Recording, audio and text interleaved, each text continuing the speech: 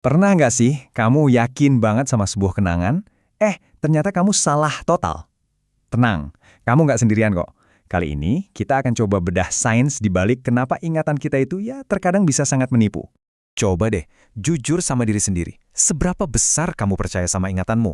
Kebanyakan dari kita kan nganggapnya itu kayak arsip yang sempurna ya, semacam rekaman video dari masa lalu kita. Tapi, gimana kalau saya bilang, itu semua cuma ilusi? Jadi begini, mitosnya, memori kita itu kerjanya kayak VCR atau perekam video. Tapi kenyataannya, wah, jauh lebih rumit, sekaligus jauh lebih menarik. Sains nunjukin kalau ingatan itu adalah proses rekonstruksi. Jadi otak kita itu nggak memutar ulang masa lalu, tapi dia membangunnya lagi dari nol setiap kali kita mengingat sesuatu. Nah, kata kuncinya di sini adalah rekonstruksi. Yuk kita bedah apa sih artinya? Karena disinilah letak jawaban kenapa ingatan kita bisa terasa nyata banget, tapi di saat yang sama rapuh banget. Oke, coba bayangin otak kamu itu bukan pemutar video, tapi seorang detektif. Waktu kamu coba inget-inget liburan masa kecil, otak tuh nggak muter filmnya. Sebaliknya, dia ngumpulin kepingan-kepingan bukti, kayak mungkin aroma kue, suara tawa, atau perasaan hangat matahari, terus dirangkai lagi jadi sebuah cerita. Ini proses yang sangat-sangat aktif. Terus si detektif ini dapat petunjuknya dari mana?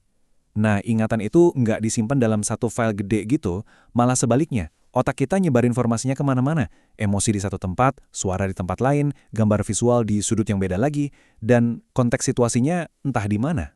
Nah, disinilah letak masalahnya. Seiring berjalannya waktu, kepingan-kepingan puzzle ini bisa rusak.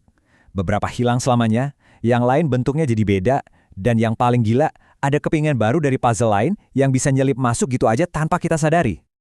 Oke, jadi kita udah tahu nih, ingatan itu dibangun kembali. Sekarang, mari kita lihat gimana tepatnya proses perubahan itu terjadi. Apa aja sih kekuatan-kekuatan yang ngebentuk ulang masa lalu kita? Siap buat dengar fakta yang bakal bikin kamu bengong? Tindakan mengingat itu sendiri ternyata mengubah ingatan. Setiap kali kamu manggil sebuah kenangan, otak akan merakitnya ulang. Dan pas disimpan lagi, kenangan itu nggak bakal persis sama. Persis kayak fotokopian dari fotokopian. Detailnya pelan-pelan memudar atau malah berubah. Keren kan? Jadi, ada 3 tersangka utama nih yang terus-terusan ngotak-atik ingatan kita. Yang pertama, ya seperti yang barusan kita bahas, proses mengingat itu sendiri.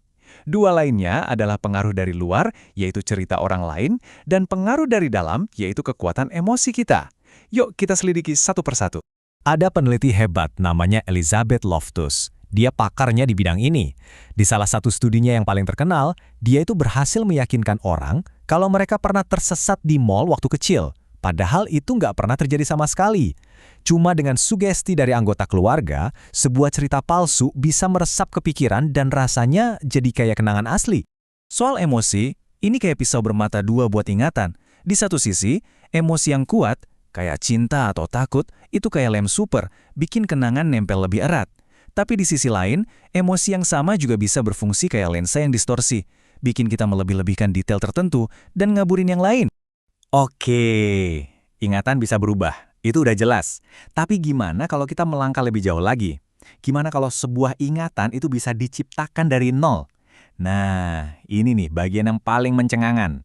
Jadi pertanyaannya, mungkin nggak sih kita mengingat dengan sangat-sangat jelas sesuatu yang sebetulnya nggak pernah terjadi sama sekali? Jawabannya yang didukung oleh sains adalah ya. Dan ini benar-benar akan mengejutkan kamu. Ya, sangat mungkin. Dalam berbagai eksperimen, para peneliti itu berhasil menanamkan ingatan yang sepenuhnya palsu ke dalam pikiran orang-orang. Mereka bisa meyakinkan partisipan kalau mereka ngalamin kejadian tertentu di masa kecil, padahal semua itu cuma rekayasa. Dan yang lebih gilanya lagi, orang-orang ini tuh nggak cuman setuju aja, mereka benar-benar mengingat detailnya. Di mana itu terjadi, siapa aja yang ada di sana, bahkan perasaan mereka saat itu. Ini bukti yang lumayan menakutkan tentang betapa lenturnya realitas di dalam pikiran kita. Semua ini bukan sekedar fakta psikologi yang keren buat dibicarain pas lagi nongkrong ya. Konsep ini punya implikasi yang sangat serius di dunia nyata. Mari kita lihat kenapa ini penting banget. Salah satu area yang paling kena dampaknya adalah sistem peradilan kita. Di sini, salah mengingat itu bukan masalah sepele. Ini bisa jadi penentu antara kebebasan dan penjara. Kita sering banget kan menganggap kesaksian saksi mata itu sebagai bukti paling kuat.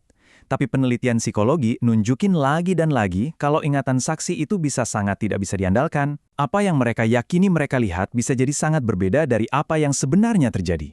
Jadi, setelah semua ini, apakah artinya kita nggak bisa percaya sama otak kita sama sekali? Ya, nggak juga. Ini cuma berarti kita perlu ngelihat ingatan kita dari sudut pandang yang baru.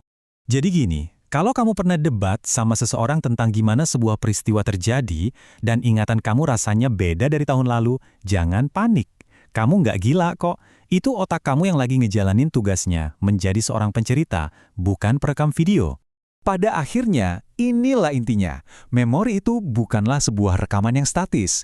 Ia adalah sebuah cerita yang hidup, yang terus-menerus ditulis ulang oleh otak kita. Masa lalu kita itu tidak terpahat di atas batu. Ia dilukis di atas kanvas yang terus berubah. Nah, sekarang giliran kamu. Coba deh pikirin, pernah nggak kamu debat sengit sama teman atau keluarga karena ingatan kalian tentang sebuah peristiwa yang sama itu benar-benar beda? Coba deh renungkan, karena setiap perdebatan itu adalah bukti nyata kalau kita semua adalah penulis cerita kita masing-masing.